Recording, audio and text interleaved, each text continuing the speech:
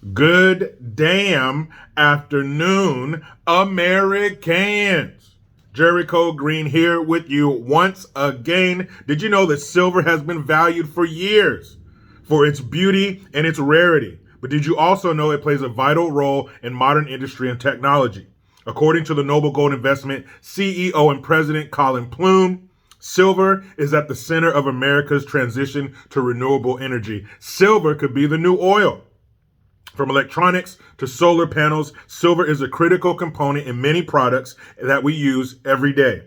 And with the rise of renewable energy, demand for silver is only set to increase.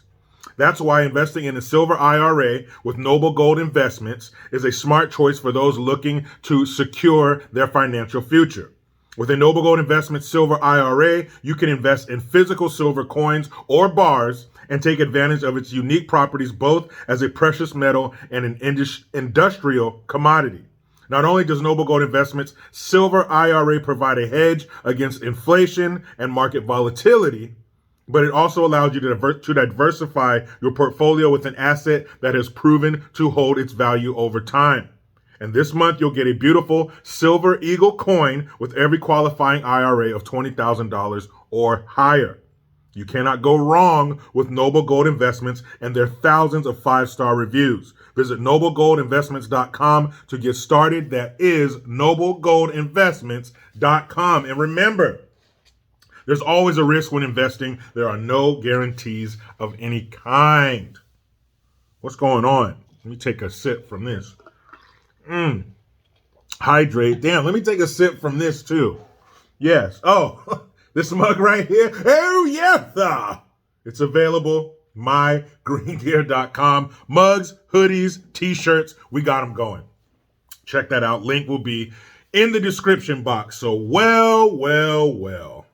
Mr. Colin Kaepernick, you ungrateful son of a bitch. Of course he would do this. Now that he is, I guess, in a position to be heard, now that he's a multi-millionaire, now he can sit back and wag his finger and spit in the face of his adoptive parents. The two evil white people that tormented his life and kept it filled with racism. He says that he finds it problematic. If you don't like words like problematic, equity, diversity, you are going to hate this story because it is chock full. So of course, it's problematic. And he said, I know my parents love me. I know they loved me. Like, that's just toss that to the side. That means nothing. I know they loved me. But there was still problematic behavior and there were still signs of racism in the home. And he points to the example of wanting to get his hair braided, wanting to get cornrows in his hair. And he said that his white mama, and that reminds me, there used to be a skit on Mad TV back in the day. I'm talking like the first couple seasons with Artie Lang and shit. And he played this character on this TV show they had this skit about called My White Mama. And it was this black woman who got hit by a car and her spirit went into a white woman. So the white woman goes and she continues to be the mother for these black kids that are hers according to her spirit. But she's black, but she's in a white woman's body. And it's called My White Mama. And at the end of the intro, she would say, don't make me break my foot off in your ass. But it just reminded me of that. So Colin's white mama, she told him, I don't want you getting cornrows in your hair because you will look like a little thug. So those were some of the venomous words spewed from the white mouth of that white woman. Now, Colin, I'm about to blow your tiny ass mind right now, okay? But there are millions of black mothers and fathers who looked in the faces of the black children that they made. Their black father got on top of their black mother and went, hey, and they made this little kid. And they looked in his little face and told him, there's no way in the world you're getting no damn cornrows because that makes you look like a thug. That wasn't unique to your white parents. Many parents around America did not want that bullshit.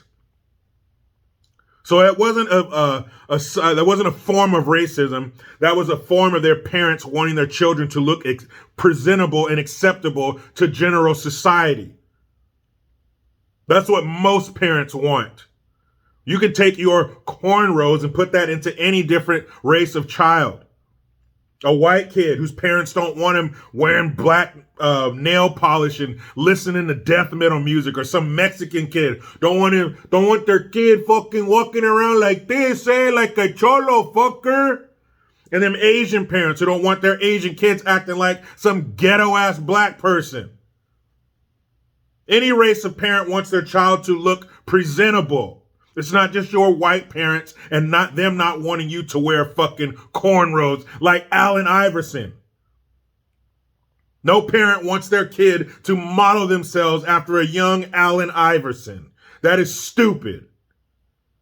Up here looking like Humpty and not the egg. And all the rappers in the top 10, please allow me to bump thee. That Humpty. Colin Kaepernick looks like Swiss Beats. He looks like he has ties to Al Qaeda. And of course, his terrorist girlfriend, playing the serpent in the Garden of Eden, whispering in his ear, flicking her forked tongue, telling him, you know what?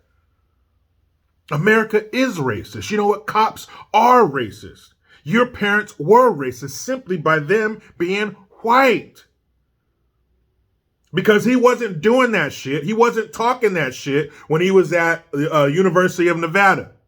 He wasn't talking about his racist parents then. He wasn't talking about his racist parents when he was at the Combine. He wasn't talking about his racist parents and their problematic behavior when he was on the Niners, when he was playing. Nothing was problematic. Nobody was racist. He was taking pictures with them. You can find pictures of a young Colin Kaepernick wearing his number 7 jersey and having his arms around both of his racist white parents. They were fine then.